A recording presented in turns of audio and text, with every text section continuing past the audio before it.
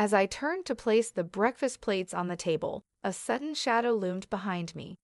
Before I could react, Matthew suddenly struck my head with a wooden rolling pin, his face twisted with a rage I'd never seen. Searing pain erupted through my skull, and the world spun as I collapsed. Hello everyone, my name is Caroline.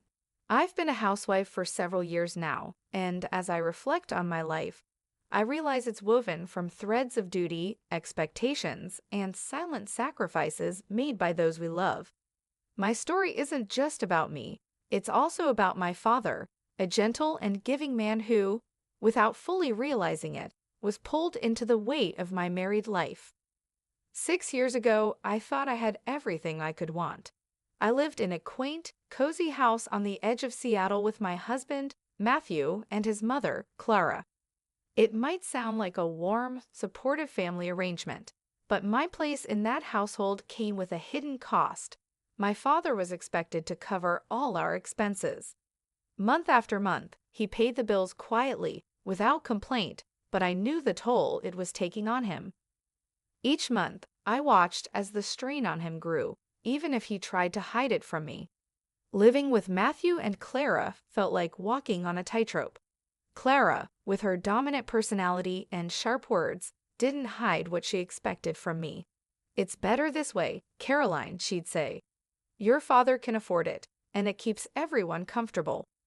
Her tone always made it clear that this wasn't a suggestion, it was a command. Matthew stood by in silence, never challenging his mother's demands, as though he agreed with her entirely. I loved Matthew, and although my life in that house was tough, my love and commitment to him kept me hoping for a change. Every day, I wished for a sign that things could be different, that our family could be united by love and not by financial dependence on my father. But deep down, I knew I was clinging to a dream that was slowly being crushed under unspoken rules and forced smiles. Then, one day, everything changed with a single life-shattering phone call. The day my father passed away was the day my world began to crumble. I remember rushing to the hospital, moving through cold, empty corridors that seemed to echo my grief. My father had suffered a sudden heart attack, and despite the doctor's efforts, he was gone before I could say goodbye. I lost not only my father, but also the stability he had quietly provided me. Without him, I felt adrift, like I had lost the foundation of my life. A few days after his passing, I was called to his lawyer's office. It was strange to think about a will while I was still grieving, but I gathered the strength to attend. As I sat in that cold, formal office, the lawyer informed me that my father had left me $100 million and a beautiful house in one of Seattle's most desirable neighborhoods. The amount was staggering, and for a moment, it felt surreal. Part of me even wished it was all a mistake. Returning home, I noticed a strange shift in Clara's demeanor. Her usual calculating gaze now held an unmistakable glint of greed. She approached me in the living room, her voice initially soft with feigned sympathy, only to change to a tone that was firm and demanding. "Caroline," she said, her voice turning sharp, "you need to transfer the $100 million to my account and give the house to Matthew. It's what's best for the family." I was stunned, seeing her audacity. My father's kindness had been taken for granted, and now, instead of offering comfort in my time of grief, Clara saw this as an opportunity to claim what wasn't hers. "I can't do that, Clara," I replied, my voice stronger than I felt. "The money and the house were my father's final gift to me. I won't let anyone take that from me."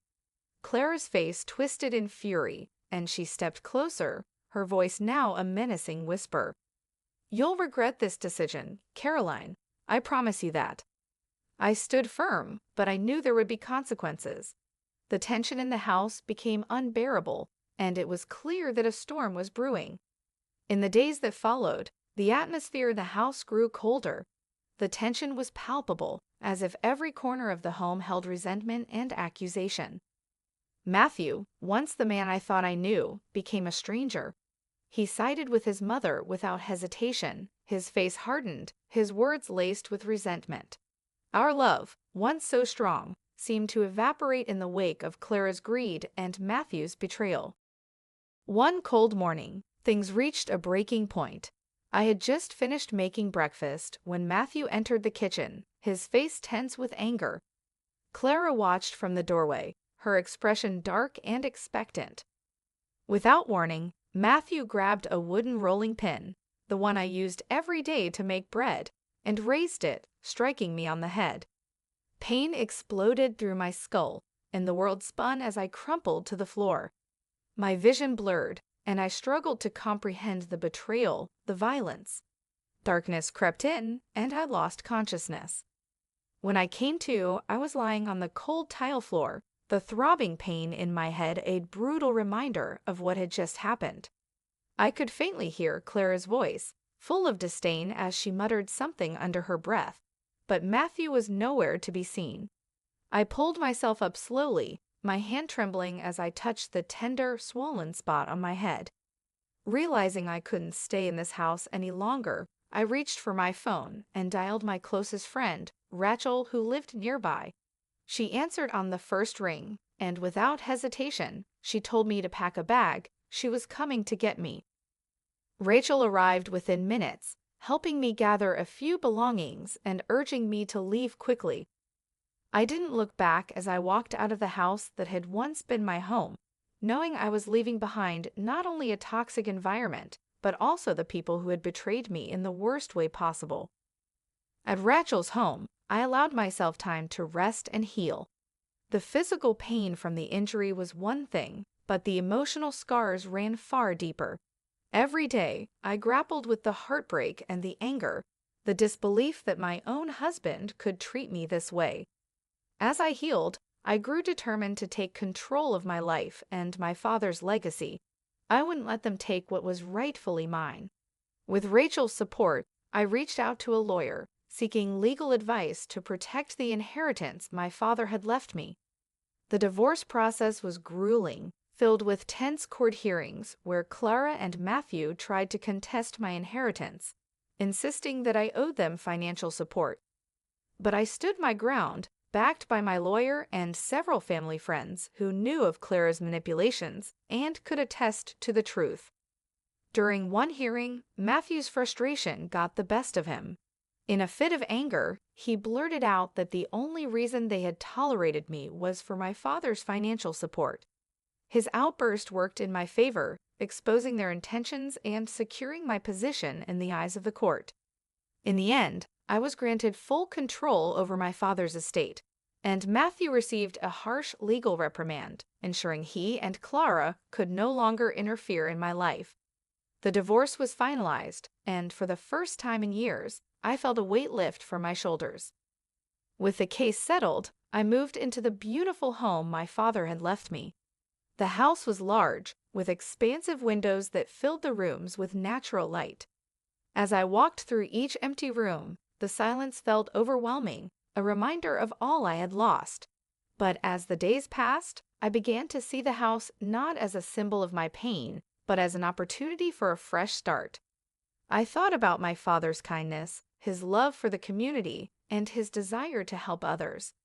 Inspired by his memory, I decided to transform the house into a sanctuary for the elderly, a place where people who had no family or home could find comfort, companionship, and care. It felt like the perfect way to honor his legacy. With a renewed sense of purpose, I set about transforming the house into a welcoming sanctuary. I reached out to local organizations and care agencies, letting them know I was creating a space for elderly people in need of a home. The renovations took time, but I poured my energy and resources into every detail, making sure the house felt warm, inviting, and full of life. From comfortable rooms to cozy communal spaces, I wanted each resident to feel they were part of a family.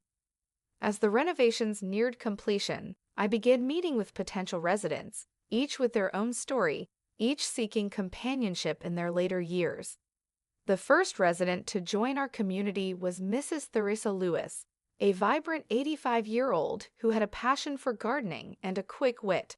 She quickly became the heart of our little family, rallying the others for morning walks in the garden and sharing stories from her past over evening tea.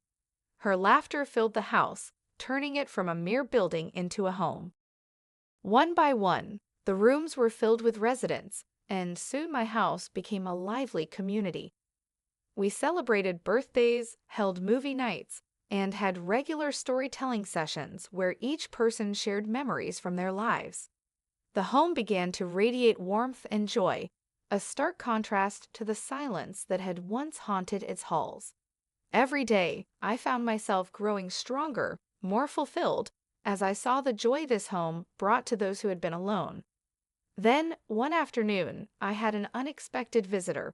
It was Daniel, a childhood friend I hadn't seen in years. We had shared countless memories growing up, and seeing him standing on my doorstep brought back a flood of nostalgia. He had heard about the sanctuary I'd created and had come to offer his help. We spent hours catching up, reminiscing about the past, and laughing over memories long forgotten. Daniel's visits soon became regular, and he wasn't just there to catch up. He was genuinely interested in the work I was doing, spending time with the residents, listening to their stories, and joining in on our activities. The residents adored him, and his presence became a bright spot for everyone in the home, especially for me. After everything I had endured, Daniel's kindness and warmth were like a balm for my wounded heart. His visits became a highlight of my days, and our connection grew stronger with each passing week. He understood the pain I had gone through and the journey I had undertaken to rebuild my life, and his steady support reminded me of the goodness life could still offer. One evening, as we strolled through the garden in the soft glow of the setting sun, Daniel stopped, turning to face me. His eyes held a warmth I hadn't seen in years. "Caroline," he began, his voice gentle yet sure, "seeing you here, creating this sanctuary, and bringing so much happiness to others, it's inspiring. I've realized I want to be a part of this journey with you in every way. Will you let me be by your side? Will you marry me?" His words took my breath away. After everything I had been through, I never thought I would feel this way again.